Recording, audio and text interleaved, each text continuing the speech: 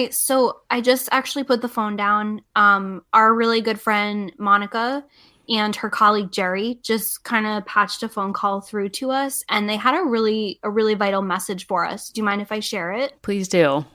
Yeah, so we were kind of figuring out like, okay, what do we do with our Patreon largesse, which thank you all so much. Yes, And thank you. together with Monica and with the cheerleading of Jerry, we've decided that we're going to start a private detective agency. I think that makes a lot of sense. I mean, I can point us to some certification programs that have been in my bookmarks for literally years. Do you mind telling people what the one case we're going to take on? It's sort of like people who are like, I only need to solve John Bonet. Like, what's it for us? Right. I mean, it's not the JFK assassination. You might have thought that. MLK Jr. assassination. No, it's literally the only case we can think about right now. And that's who let Sherbs fall. Bring it on.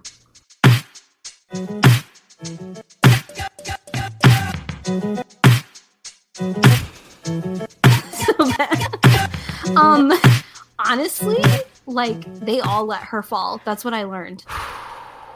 Everybody let her down. Every Everybody single did. person let her down. Everybody did. Welcome, everyone, to American Girls, the podcast where we're reliving the American Girls series, book by book. I'm Mary. I'm still Allison. And, you know, Allison, I truly think you would not let me fall on the mat. I would never. I mean, I would always want to hit zero, and I would never, in our cheerocracy, let you fall. And I would insist that I would not go to Daytona and be on the mat without you. No, absolutely not. It's wrong. And like whatever Ladarius needs in terms of like his support, I know that Jerry is going to be there. Like Jerry is going to literally and figuratively cheer everyone on. Like this show raised a really powerful philosophical question, which is who cheers the cheerleader? I've been sitting with that for some time. It's Monica. It's Monica. It's Monica. And there's been a lot of chit chat about people who are pro and anti Monica. And, you know, I was listening to a different show that said it was saying that basically every time they fall, they have to do push ups. And Monica never does push ups. And somebody was like, isn't she culpable? Why isn't she doing push ups? I think she's doing 5 times as many push-offs off screen that we're not seeing. Like, I've read a few different think pieces on what is happening there, especially with what seems like her not caring about people's medical injuries. And you know that it's obviously edited. You know that cheer is giving you a very small window into what it's actually like.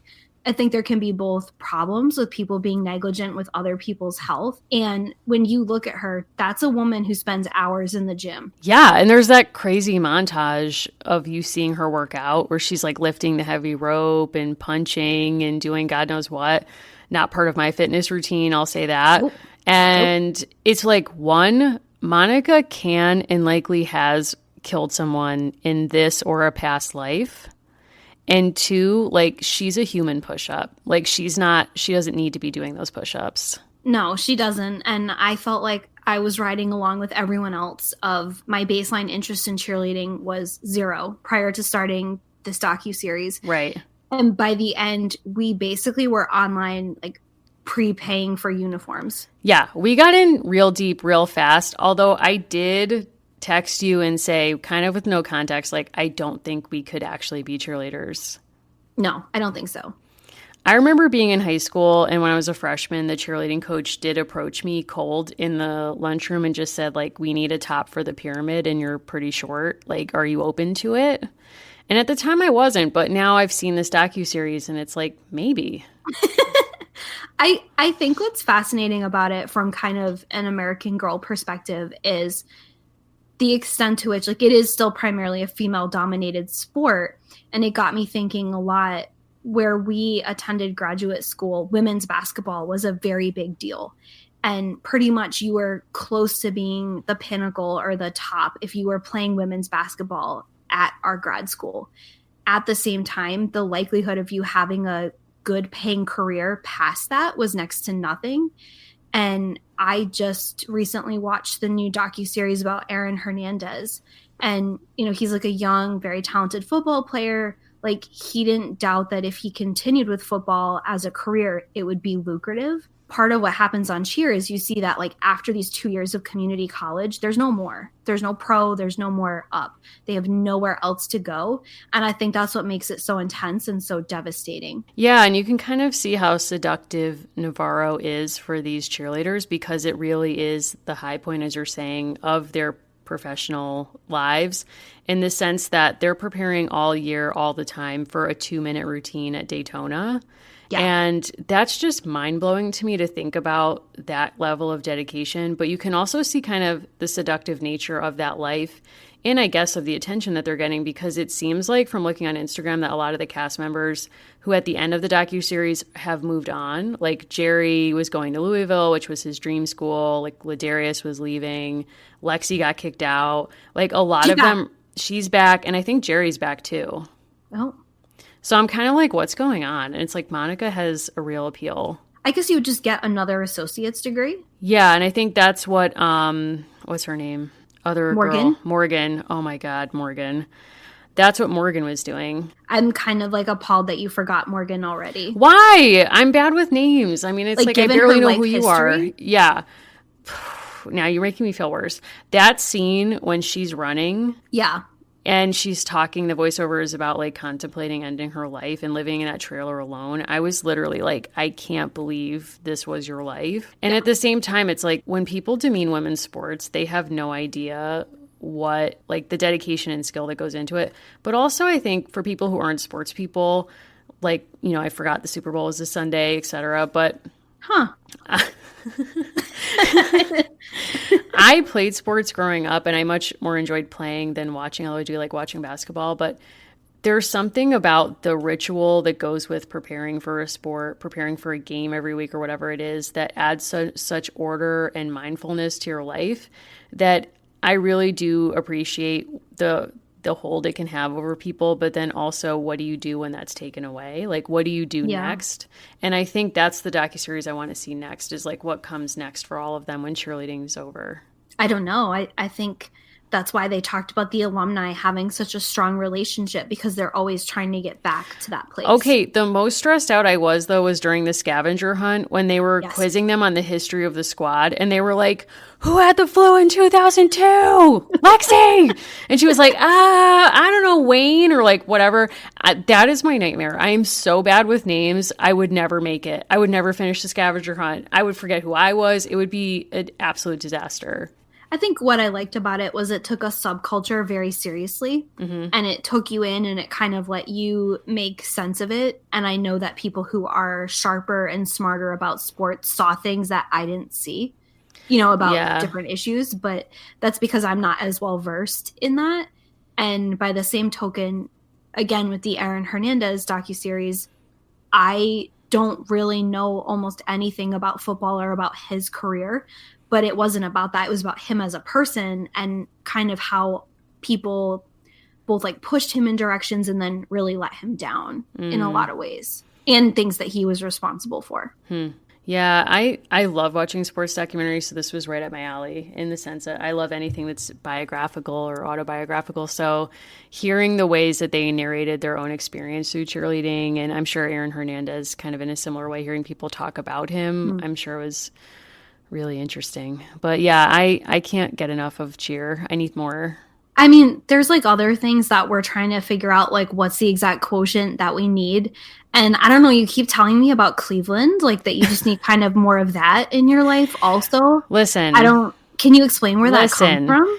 Did I make a withdrawal from our joint bank account to buy myself a plane ticket to Cleveland last night? Yes, I did. Yeah.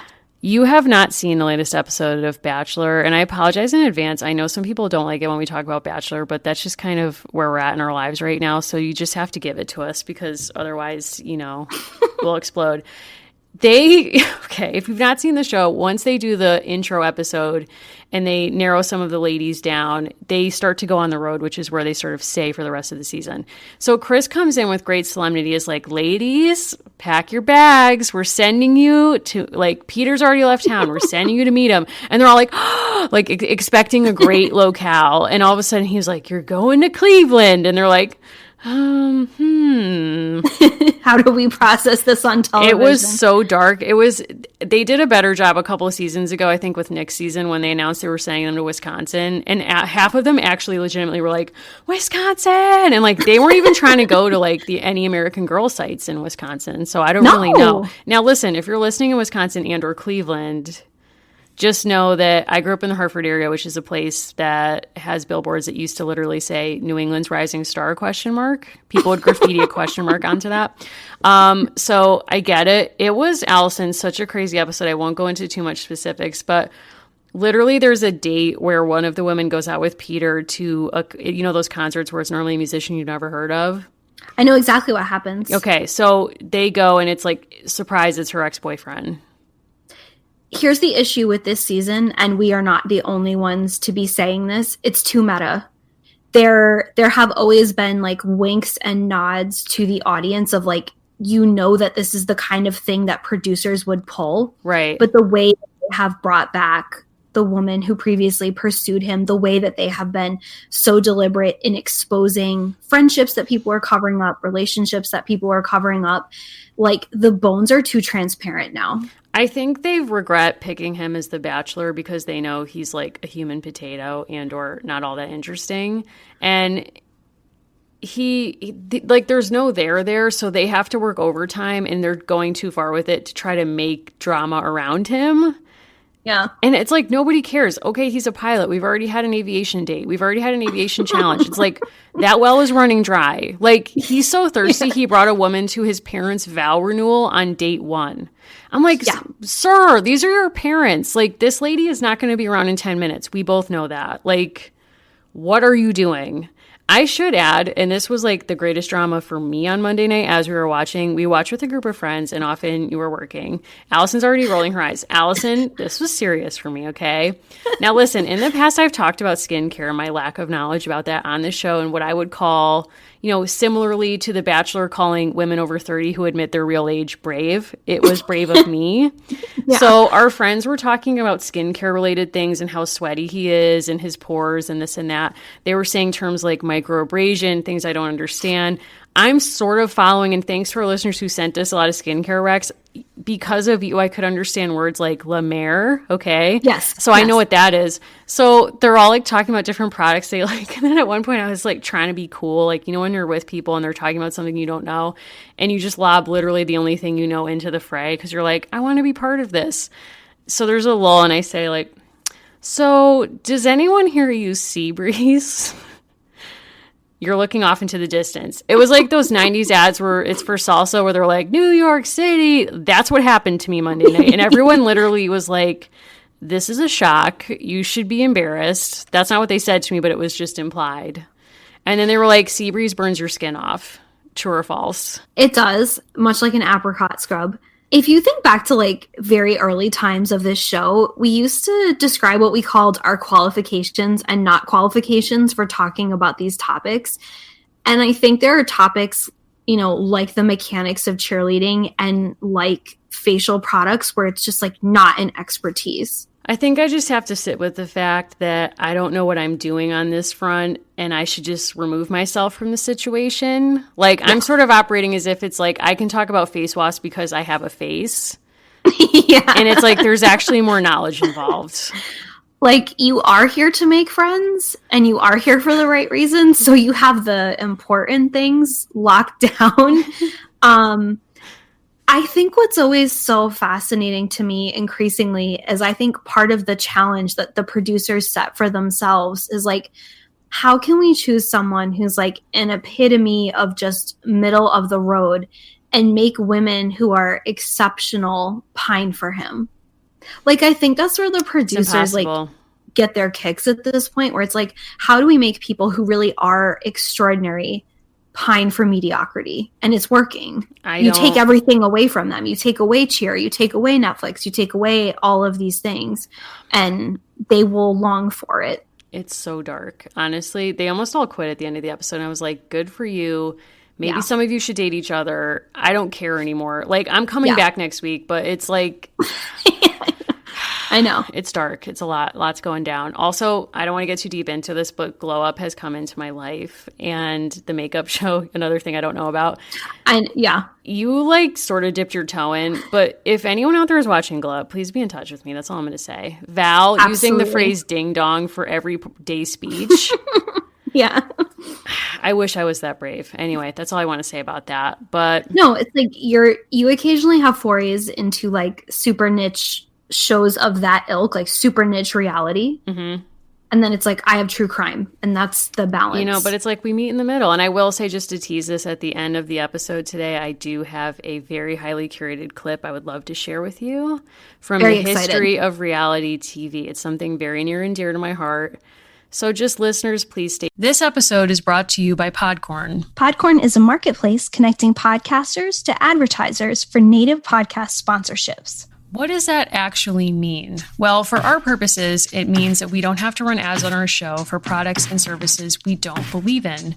We take this community really seriously, so we've in an ongoing way been trying to match with products that actually meet our mission and our values and are things that we're proud to support. So Podcorn has been a really wonderful service where we've been able to log on to their site and find a bunch of advertisers who want to work with us that we're excited to work with as well. If you're a creator and you're looking for brands that you might want to work with, Podcorn is a great option. They have a marketplace mission to give podcasters transparency, creative freedom, and control, and you never give up exclusive rights to your podcast. Click the link in our show notes to learn how to sign up and to learn more about Podcorn. That's right. So just head over to podcorn.com and get started today. Stay tuned.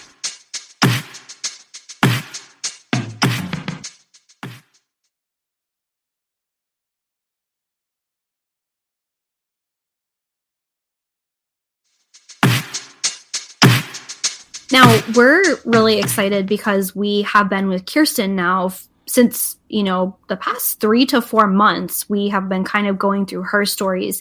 And now we're not moving ahead in a huge time frame, but we're moving ahead to 1864. And today we are going to be getting into Meet Addy, which is the first book that came out in the Addy Walker series. Mm-hmm. It's very exciting. Did you read these as a child?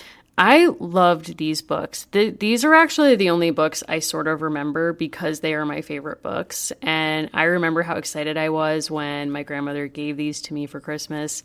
And I remember vividly reading book 1, actually, because I didn't complete book 1 in one sitting. My mom used to read them to me at night. And I went to school the next day and I just could not concentrate because I was so nervous that Addy and her mother would not make it when I basically put it down after they had started to run away and spent the next day in school thinking, I just need to know, is Addy okay? Yeah. And if you're not super familiar with Addy, or if this was a character that wasn't part of your childhood, book 1, a lot of things happen because we first meet Addy Walker as a 9-year-old who has been enslaved by a man named Mr. Stevens, and she and her family are living on the Stevens plantation in North Carolina. It's a tobacco plantation. And by the end of the first book, she and her mother, at the very least, have escaped and are making their way to another location towards freedom. And I know in subsequent books, they are all set in Philadelphia, but in this very first book, we meet Addy in a really excellently rendered scene. We meet her in a cabin, and it's a very intense scene. You're immediately drawn into her story. And between 1864 and 1865, Addy turns 10 years old, and the Civil War comes to a close. So it really takes you right into a critical point. So we can talk a bit. I actually think we're going to talk quite a lot over the next 6 books about how Addy came to be in terms of first the Pleasant Company universe, because there's been a lot of attention on sort of how long it took Pleasant Company to have a character that wasn't white and to start to center other really important stories. So there's that first piece. This book came out in 1993. So it is part of the original suite of Pleasant Company.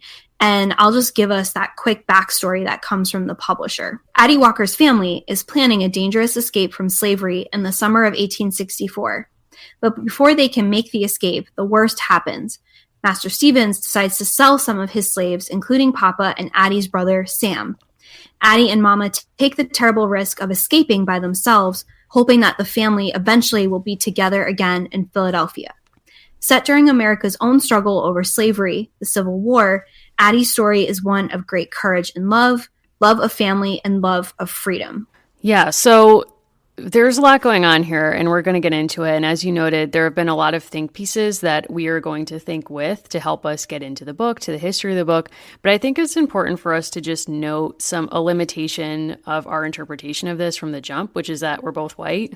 And I think when we talk about the history of reading and what books can mean to us and how they make us and form our identities, and a lot of the think pieces that are out there that are really wonderful, and we're going to share them, there's a lot of discussions about what it meant to be a young Black girl and get Addy. What did she mean to your life? Was she empowering? Was her setting as an enslaved person upsetting? What did this mean to you? And a lot of these pieces get at that. So obviously we can't speak to that, and we're not going to try to. So we just want to note that kind of limitation from the start and kind of framing our discussion of Addy. I think what's critical is we have already heard from people, some of whom reached out to us way back in Felicity times, telling us about their relationship that they had with either an Addy doll or with the stories that are from the Addy universe. And I think what's important is we're interested in sharing how we read these books now as 30-somethings, but we're also always very interested in both your recollections of how this resonated with you or it didn't, as well as any kind of relationship folks have to it now. And so there are people who have reached out and said that they acquired an Addy doll as an adult. There are also people who have responded and had entire Twitter threads about why they think owning an Addy doll is something that is problematic. And I kind of, in my mind, this is conversant with discussion over Harriet Tubman being on the $20 bill. There are people for whom that's an incredibly important way to capture her legacy. There are also people who would rightfully say, like, all the language that's bound up with that is a problem. You're putting a person who had a commercial value in her lifetime on money. Mm-hmm. So you're taking a person who was a commodity, who was, pretty much always at risk of being sold, and making her face, like her vision, currency. So I think all these things kind of fit together where we want to hear from people about how you relate to it, but also doing our own reading and trying to make sense of what's already been said. Because as you mentioned, Aisha Harris, Marcia Chatelain, other folks have written brilliant things about these stories. Right.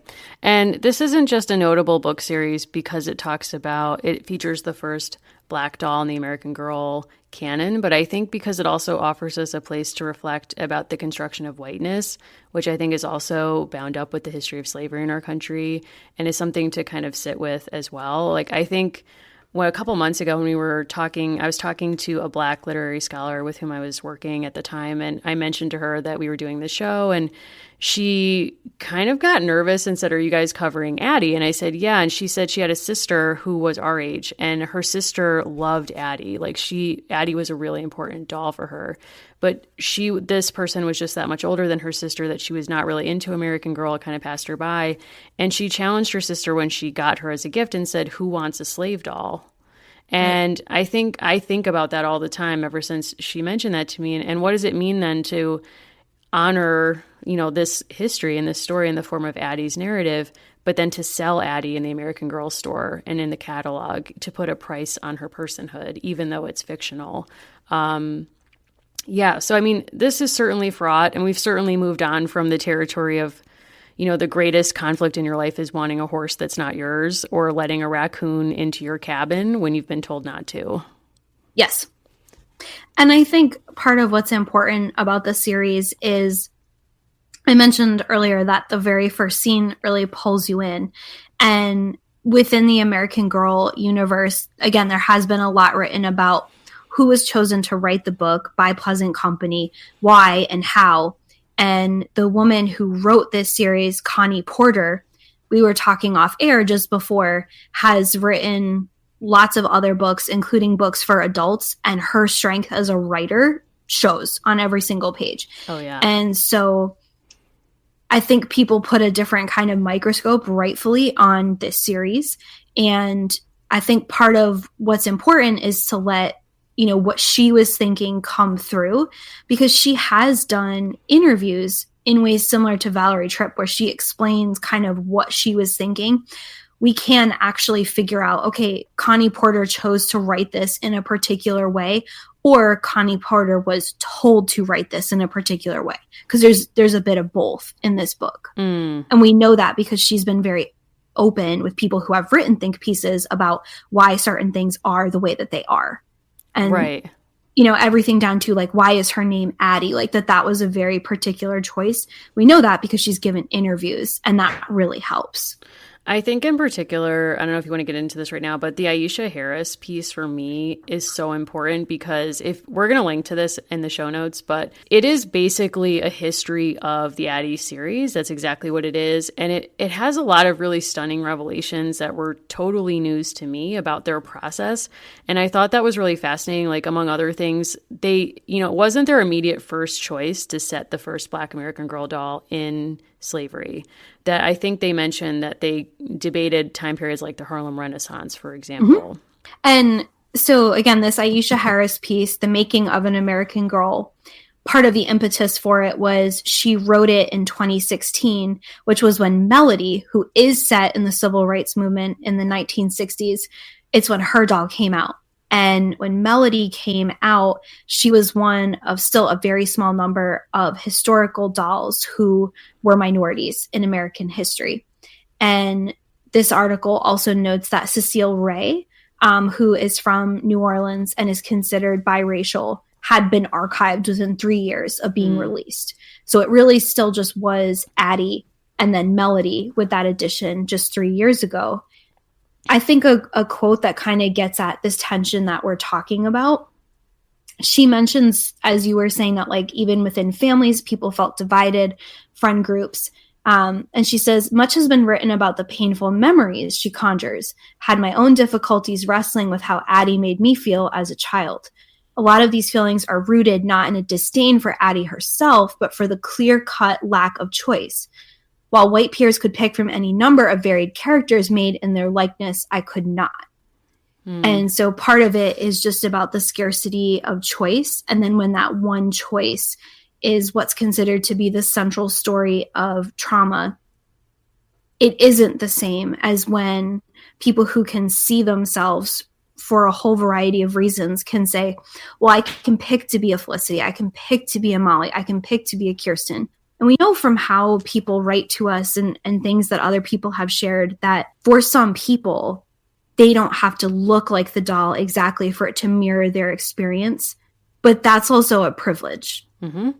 Like there's something really important about the fact that if you're able to make a choice to say, I can identify with one of these stories, that's very different from a company saying, we only think this one story is important for this group of people. It's really shocking to read this piece. I do encourage you to read it. Something I liked about it was that it gets at a lot of things that I'm sure American Girl would have kept, locked in the vault, so to speak, like internal debates with Pleasant about, why they decided to do a black doll then, and her very transparent fears that were actually quoted in the Washington Post at the time about holding back on this decision because she was afraid it wouldn't sell, that it would be it was a financial decision more than anything else. She thought, the African-American marketplace would not support a black doll. And obviously that was not true. But you can see in that time kind of attitudes driving market, like the market driving her decision, not some kind of decision to kind of complicate the larger canon of who matters in American history. I'm sure that was part of it. And also she assembles this board of really esteemed experts who advised on a lot of important decisions on Addy. So that was really interesting to read about as well, who's determining a lot of decisions about her physicality, about her backstory, even locating in the story a week when there was a full moon to legitimize the full moon that's guiding them as they run away. It's also, there's an element of this fear that it's not going to sell that's absolutely bogus, because the article points out that mass-produced as well as handcrafted dolls that are caricatures of African-American people have been a mainstay in toy stores and now in antique stores. If you travel and you kind of go, I still think almost anywhere in the country, you will see caricatures of African American people in the form of certain kinds of dolls. And this article talks about pickaninnies and a few other kinds. But you see them everywhere. Mm-hmm. And I've even seen very recently made ones in antique stores. So they're not actually antiques. They're things that people have made recently, but they're stashing them in a space that they think is safe to sell. 100%. And we see these kind of conversations still now about all kinds of pop culture. Like I remember when Black Panther came out, there was all these conversations that like a superhero movie that had all Black lead characters would never carry the box office. It would never draw white people to the theaters. And obviously, so many people saw that it was a huge hit.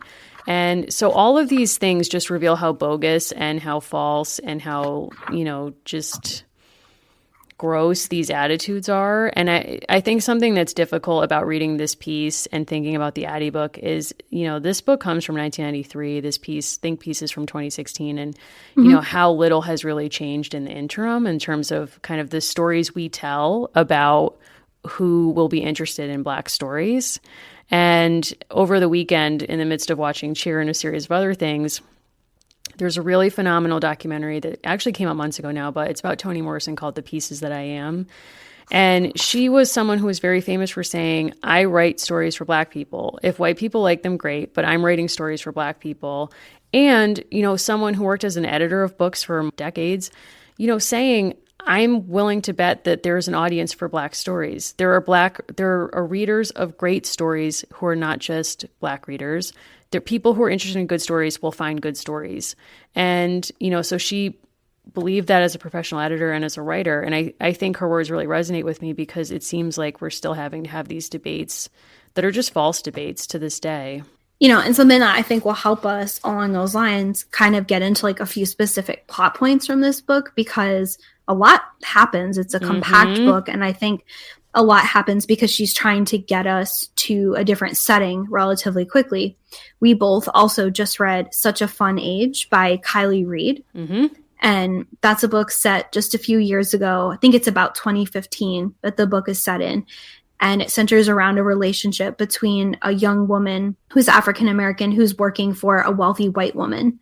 And there is a line in Addy that resonates like really closely with the plot point of that book. And we'll talk about it in more detail. But Addy and her mother run away essentially because her brother and father have been sold. Mm-hmm. So there is a financial pressure, and Master Stevens decides that how he's going to solve that is he's going to separate the family.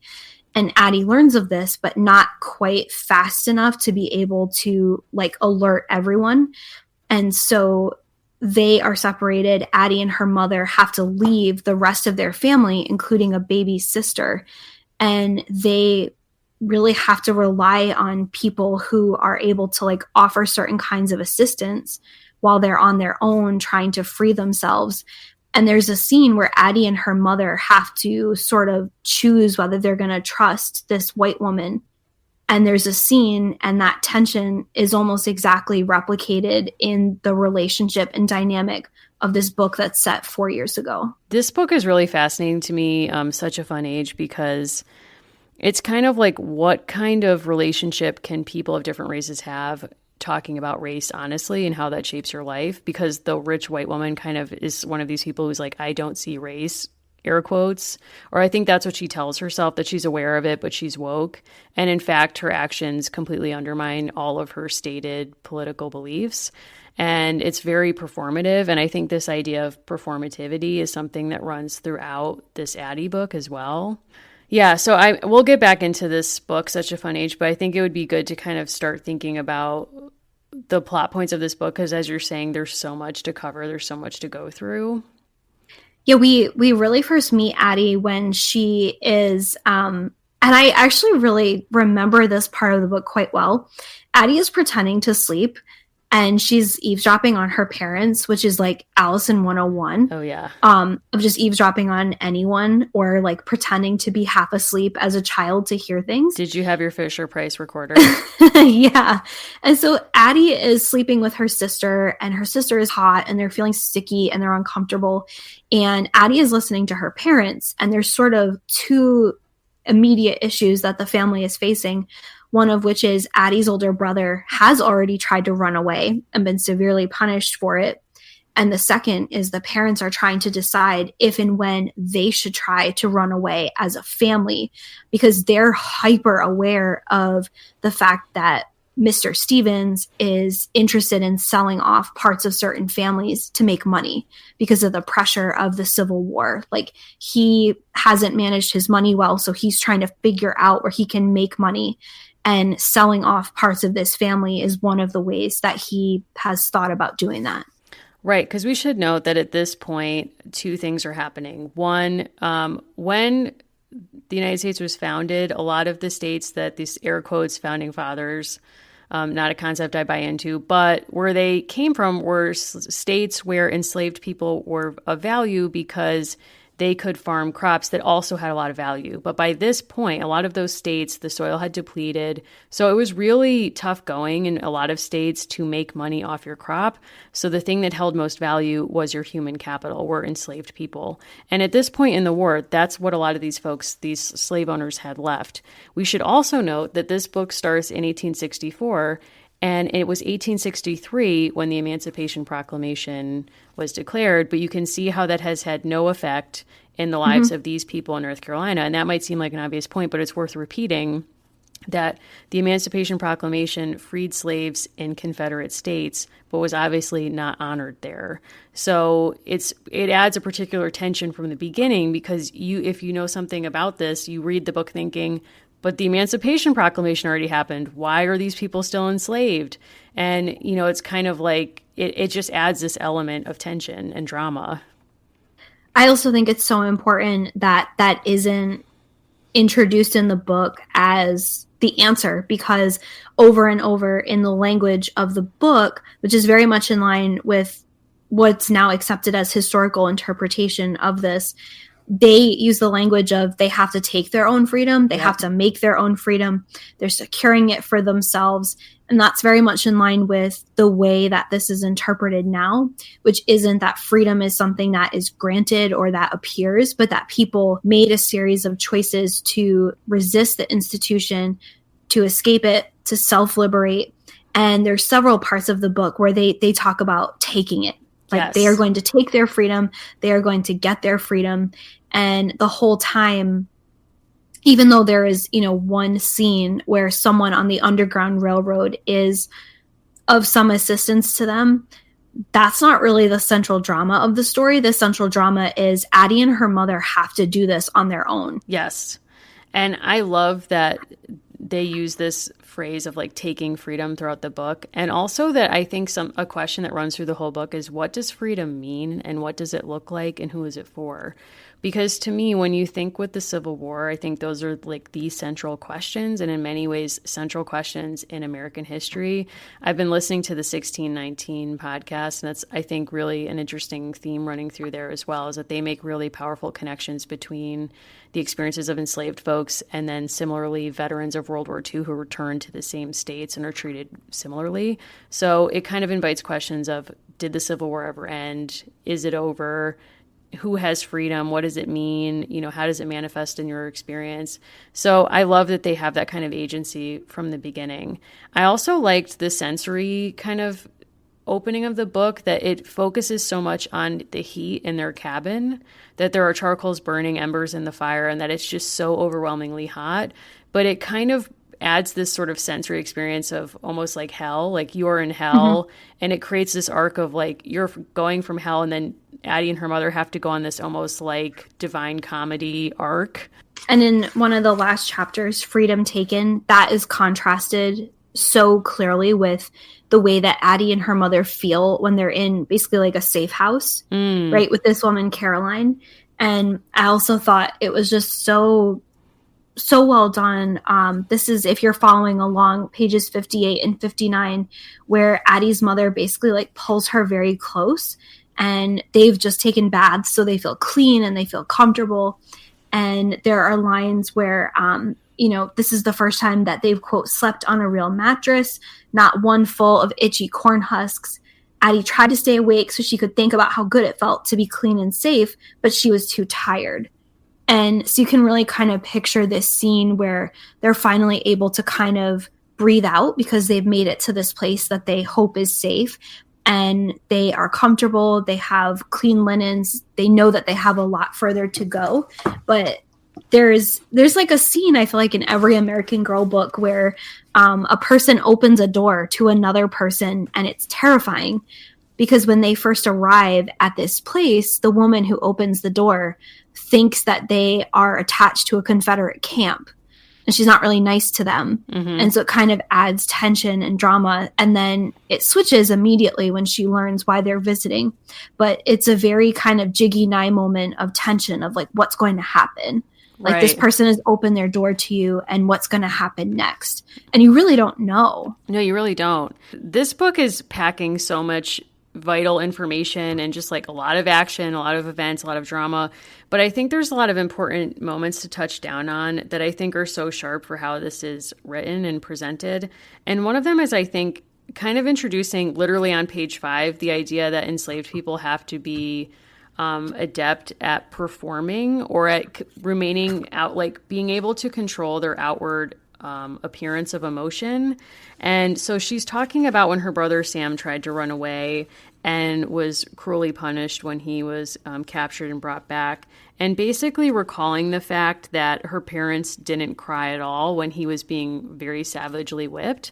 And she felt betrayed by that. Like, you're our parents, why aren't you upset? And her parents have to explain basically that they were crying on the inside, but that they can't show it on the outside. On page 6, the father says, just because you don't see us crying and carrying on doesn't mean that we don't care. And I think that it's such a striking idea that literally on page 6, we're confronted with the fact that Addy has to have such a rich inner emotional life and a command of her emotions to be able to literally stay alive by controlling them.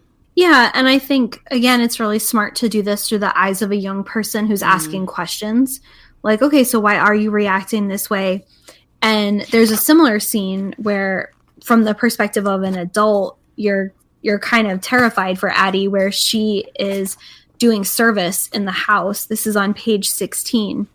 And there is a visitor on the plantation. And this couldn't be more different from the scene in Felicity, because we're right in it, because we're seeing it from Addy's perspective, or like that point of view. And so Stevens, who owns the plantation that Addy is enslaved on, is talking to someone named Mr. Gifford. And Gifford is basically giving financial advice that has huge implications for Addy's family. And there are all of these kinds of hints about an interest in Addy, an interest in sort of like acquiring people in her family. And Addy is being asked to pour water. And the visual, which is sort of terrifying, is him touching Addy's head. Yeah. And I think, we're 16 pages in, and there's already been 3 moments in the book where there's an appropriate level of understanding what's at stake all the time. And like, Addy is basically now privy to this information of what could happen to Sam, what could happen to people in her family. And she spills the water in the cup.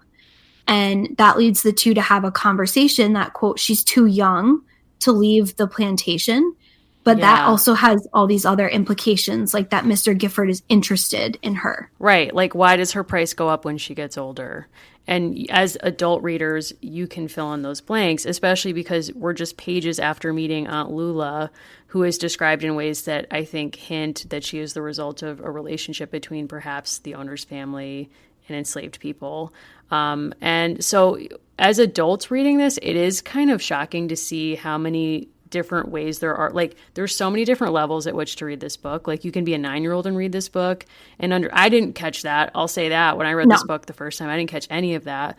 But then reading this as an adult, it's almost more chilling, because you see this 9-year-old girl, and that illustration is so chilling, because on the one hand, seeing the owner's hand on her head in such a way where we can kind of imagine what he's thinking about her value, and why it would increase as she gets older, to this other slave trader.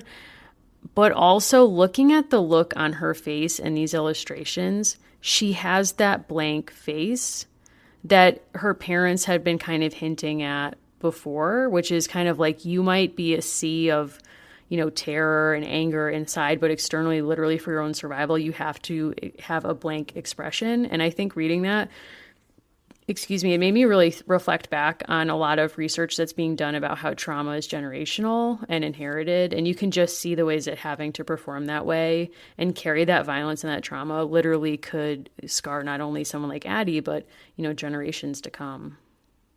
Well, and the next kind of major plot point is that the family decides that it's the time for Addy and her mother to escape. And they have assistance from other people who have kind of like put things together for them, including a hat. And Addy is going to kind of hide and try to appear as a boy while they're fleeing. And there's a really heartbreaking scene where Addy and her mother talk about the fact that her younger sister Esther can't come. And Addy is asking like questions for the reader, to have like more elegant explanation rolled out, which is like, well, why can't Esther come? Esther's part of the family. And the mother has to explain that it's just too risky. Like the mother is explaining all these different things that have come into it. And I think what they do a really shrewd job of showing is like what the family knows and what they don't know about life outside the plantation, because theoretically they're not supposed to know anything because it's illegal. They're not supposed to have meetings without the presence of a white person. They're not supposed to know, how a railroad would function, but they do. And there's a lot of references to a man named Solomon in their family. And the notion being like, he has told them what they need to know.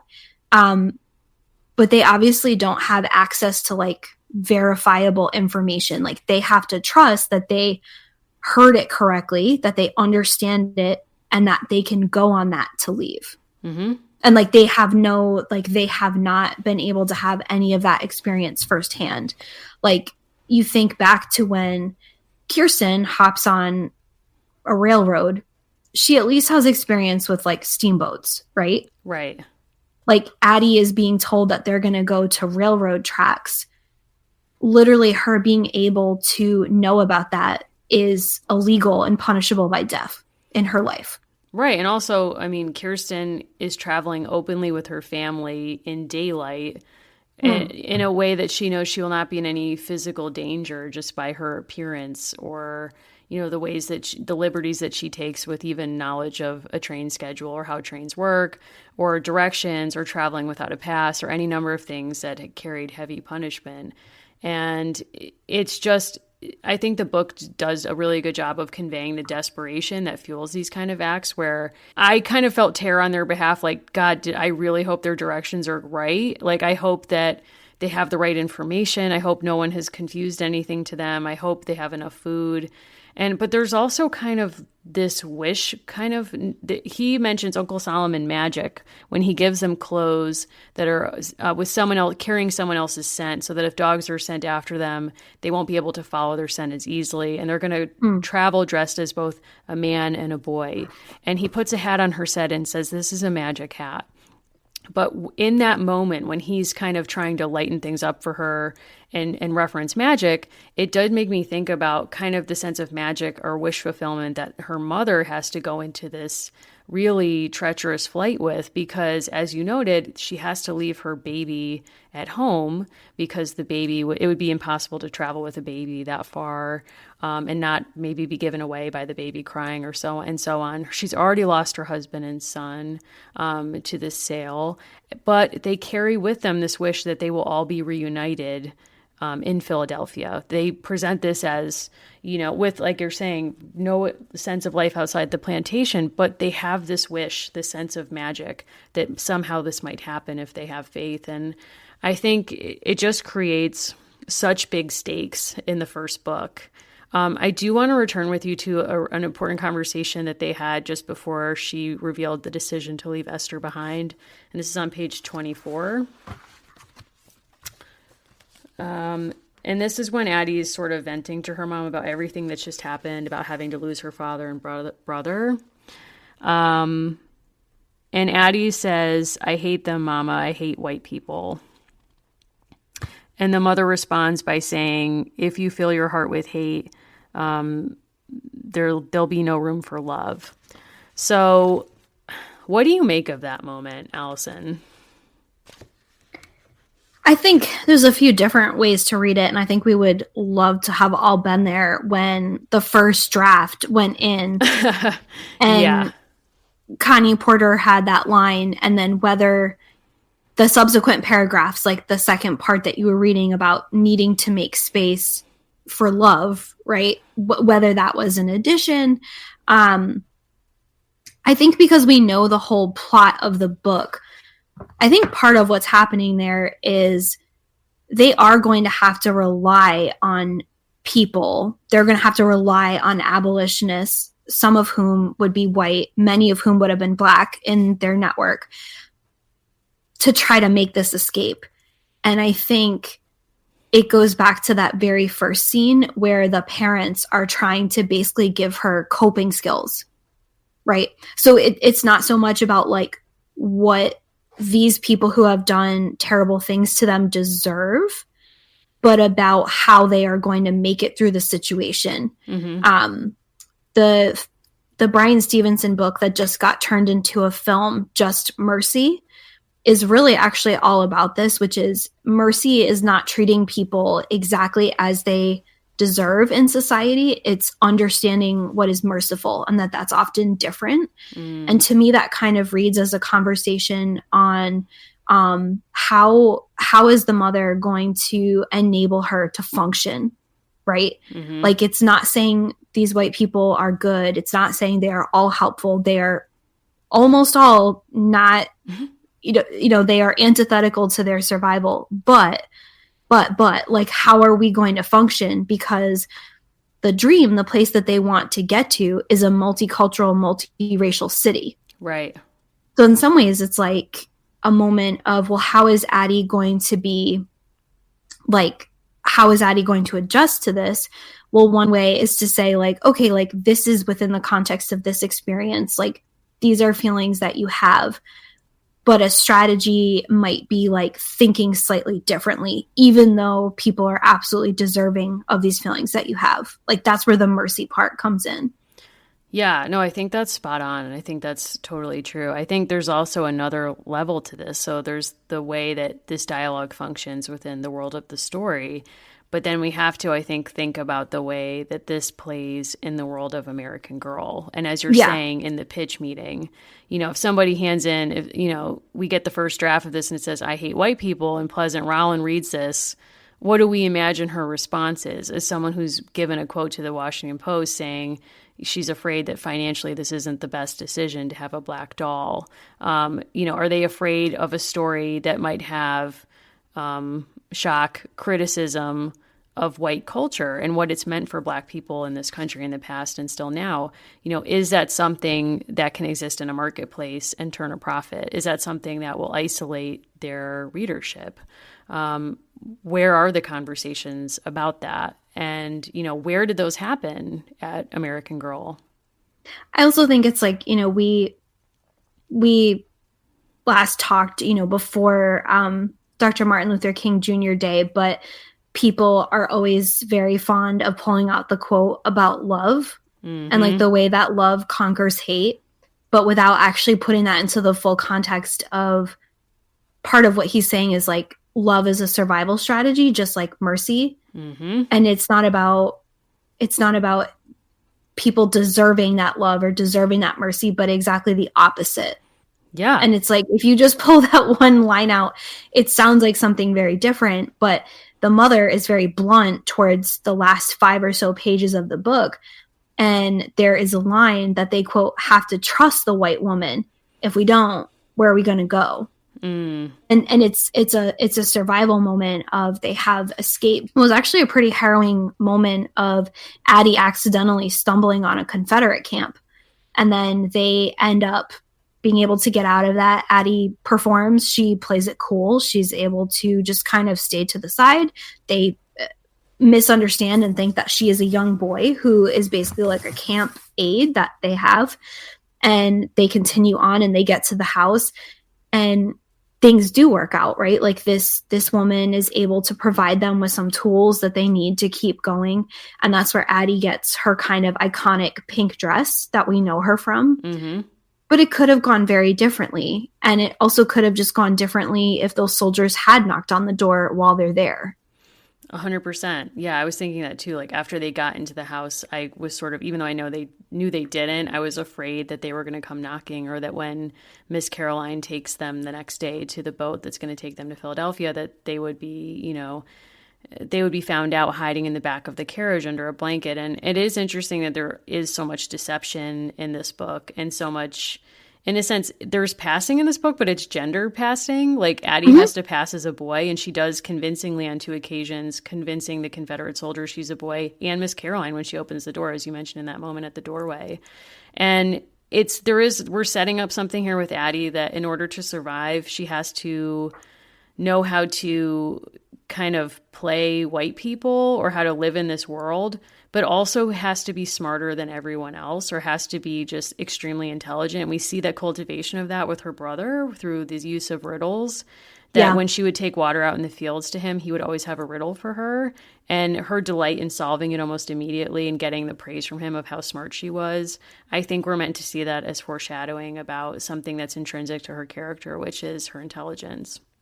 Well, to be clear, part of why she hates people on the plantation is she is really directly punished partially for that cleverness by having worms shoved down her throat. Yep. That scene was so chilling to me. Honestly, I forgot that scene.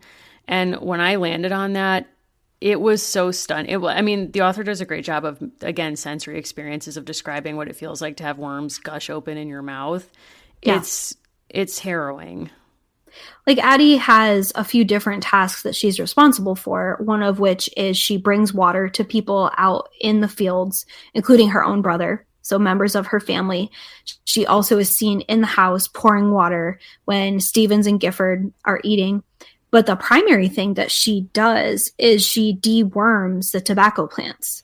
So she's physically picking these worms off of the plants, and she talks about how she hates it. She doesn't really like doing it. And then is very directly punished for what's interpreted as her disobedience by having these worms shoved down her mouth. There's so much torture and trauma throughout this book. It is really harrowing to get through. And I think that's what makes it all the more, you kind of sense that relief when they get to Miss Caroline's house. And I think I was so just wired at that point because of the scene hinting at future sexual abuse, so much going on, their escape, the division of the family, so much violence, that when they get there and it's we're going to sleep in a real bed for the first time in our lives.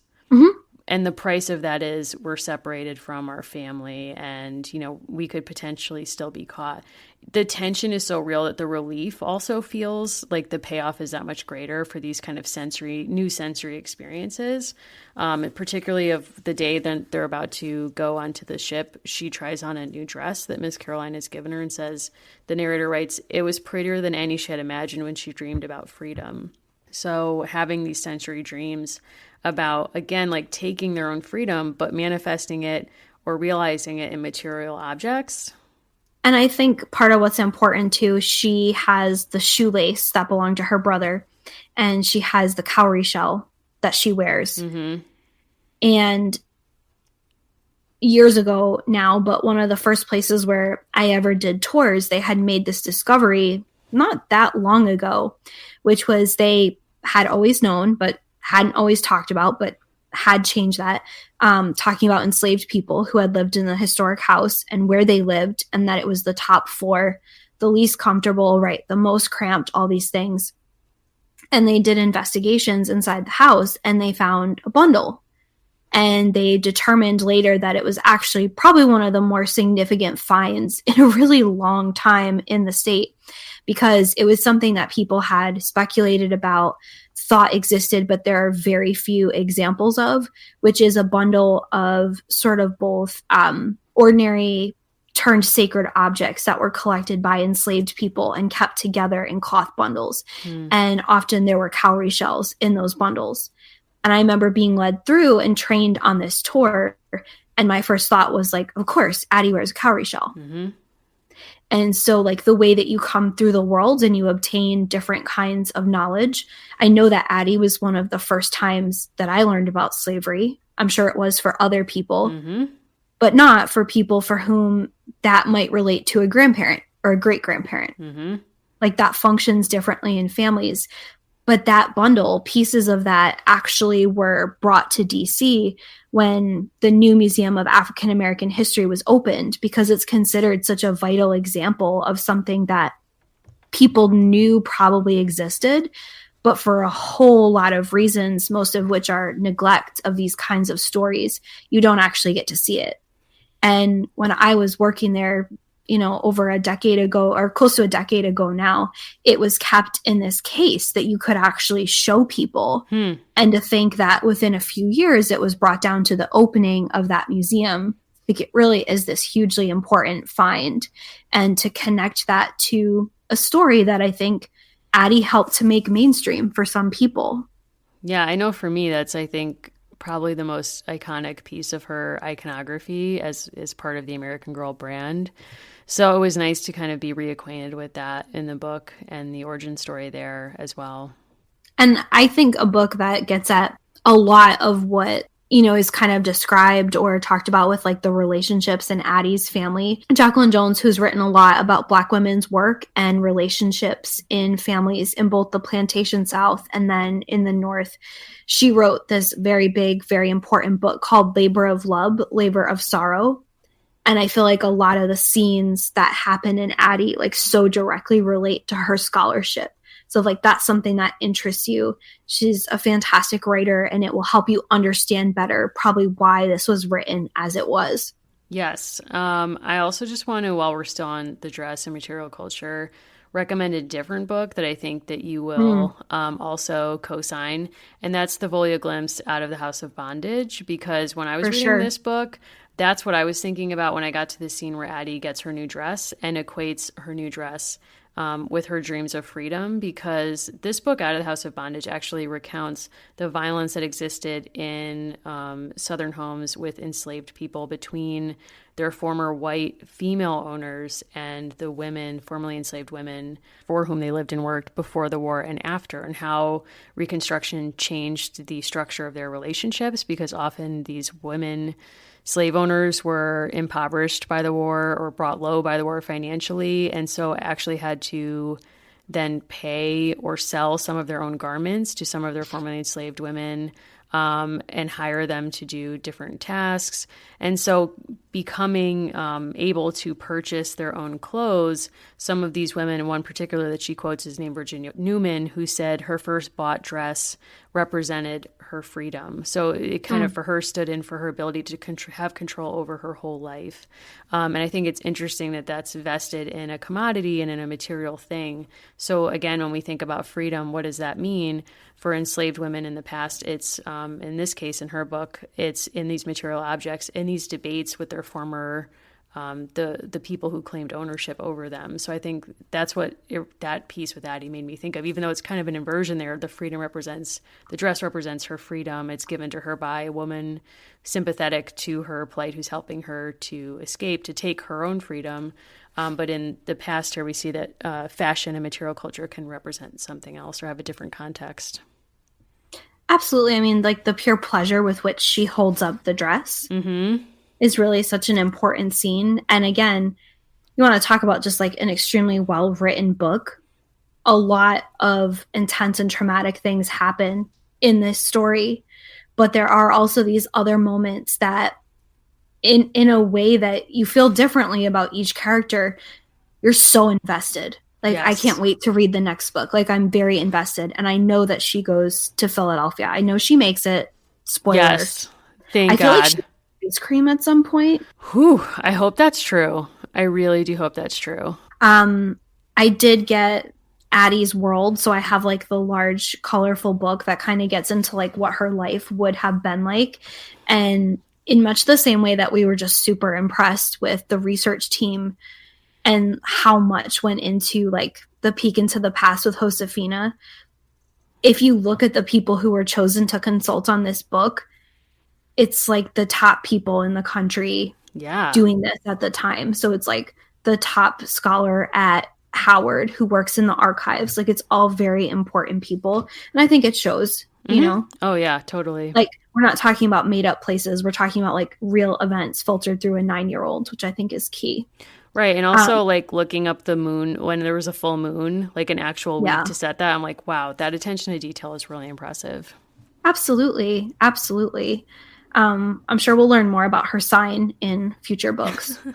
Let's hope. Yes. Yeah.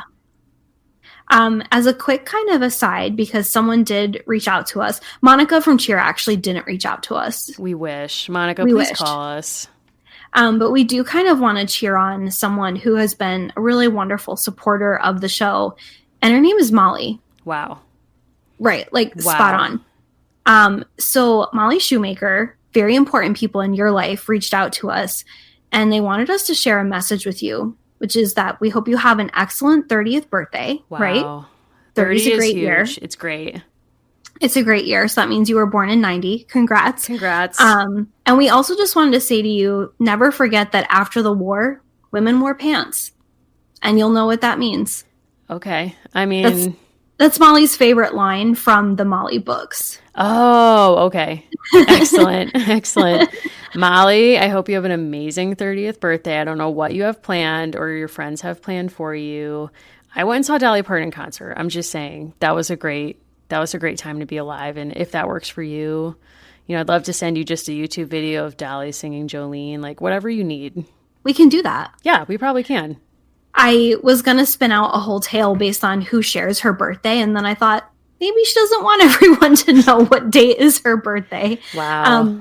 I will say it is not the drop date, but this drop date, and I know you're not supposed to date your podcast, but February 3rd is the anniversary of the passage of the 15th Amendment, which is what would have allowed Sam and Addy's father to vote if they had made it to Philadelphia. But sadly, not Addy Esther or her mother. But we can talk about that some other time. That's definitely true. And, you know, I just need to talk about someone who I would love to vote for, though she's not running, whose birthday it is today as we record. And that's, of course, Oprah Winfrey. Nice. Very nice. Happy birthday, Oprah. You'll never listen to this show. Well, you know, you never know, first of all. And I recently saw that commercial of her expressing that she loves bread. Mm-hmm. And my husband was like, does she need to work? And I was like, no, she actually loves bread that much. She does. You know what? She loves the game that much. And I respect that.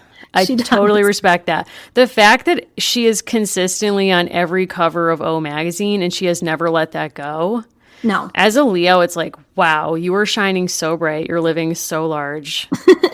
God bless. Now, if people want to give birthday wishes to Oprah through you, how should they find you? Wait. Oh, you have a wait a second. Pop culture. Wait a moment. Yes. I'm about to treat you like it's your birthday. I'm really nervous. Why? Allison, please. Yeah. Allison, no. You have to know that I've been sitting on this clip for approximately a year. Yeah. I did, you know, even though I've known about it for a year, I did delay our recording start time because I refused to rip this off YouTube into an MP3 until literally like 10 minutes past when I was supposed to call you. That's just how I live. That's how I live my life. Please accept that. Now, look, Allison, in the annals of TV history, I think there has to be a big place for a wonderful show called Cribs. Yes. Now, listen, you and I have many things that unite us. Apparently, having you Seabreeze is not one of them. I'm pushing through that. I'm working through that. But we do love a house tour. I would love to play for you the first minute, 20 seconds of an episode that takes us through one Joey McIntyre's house. Now, do you know who that is? Of course, he's from New Kids. That's right. And so NKOTB. And NKOTB, and that's an important point because I can't tell anymore if this is during the NKOTB period. I believe it's still a few years shy of him. You know, they've kind of relaunched. They're on tour all the time now, and they've kind of had a renaissance, so good for them. But this is between that. So he, at this point, I think, was doing Broadway musicals and whatnot. So just keep that in mind. I know this is an audio medium, but just to set the scene, and I will post the YouTube clip, he answers the door in a black workout sleeveless tee that goes with pants that don't match, and I can't let that go. So just have that in your mind. Okay, Allison, I'll be here we showing go. you a piece of American history. Come on in. I don't think he has the right stuff for this. Wait. This house was built in 1740. This room we're in right now was built in 1800. I bought this house when I was 17. My mother found it at the time, and I'm still young for the house. Is he? I tried to stay true to the vibe of the house. It's old, so I'm not going to get, Jermaine Dupri on you. You know what I'm saying? This is a 1930s mahogany piano, and of course, you got to keep the right music on the pedestal there. It's a picture of him at 17. To look like it Love. can play. See that? This is my favorite room because this was part of the Underground Railroad when they were looking for slaves. No, it absolutely Yes! was not. It It's not a absolutely lot of was. space, but it's enough to hide a few people. I hope you feel the depth of it all. I don't think this ever happened. Just direct quote. It's not a lot of space. It's not a lot of space. And that's at a moment when we see him literally go down a ladder into a basement. I think this is where drunk history came from. Yeah. I think like- about this scene all the time. It's like worlds colliding. Who'd have thunk a new kid on the block would be, dabbling in real estate because he wanted to own a piece of the Underground Railroad. American history, American dream. He did say, I'm going to take you on a tour of American history. It's like, this is the house tour I want.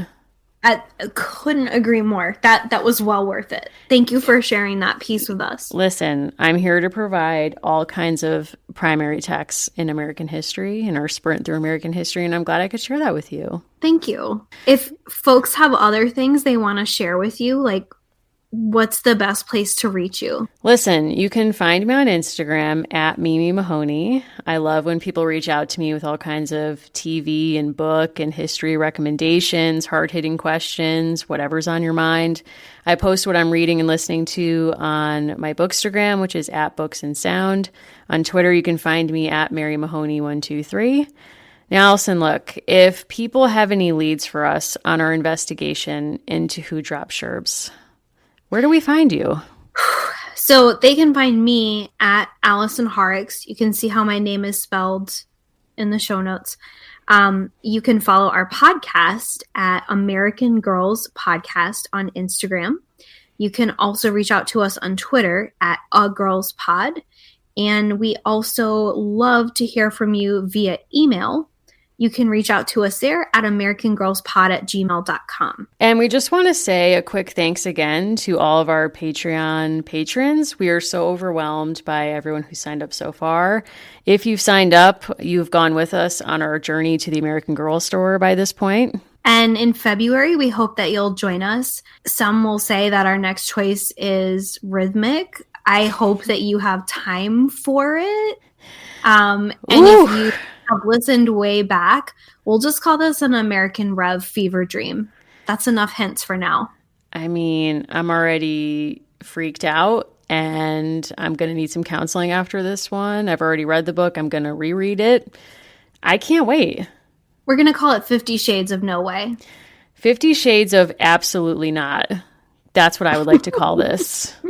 I love it. I can't wait. Oh my God, I'm going to lose it. I can't wait. So that is going to be just in time for Valentine's Day or maybe slightly after. So if you've not joined us so far, not too late to sign up. You can find us at, I think, patreon.com/American Girls Podcast. Absolutely. $3 a month funds our investigations, funds our certification as private investigators, and our far-flinging, reading and watching adventures to supplement this show. So thanks very much for listening, and we'll see you on our next episode. Yeah, thank you so much. I earned my degree online at Arizona State University. I chose to get my degree at ASU because I knew that I'd get a quality education, they were recognized for excellence, and that I would be prepared for the workforce upon graduating. To be associated with ASU, both as a student and alum, it makes me extremely proud, and having experienced the program, I know now that I'm set up for success. Learn more at asuonline.asu.edu.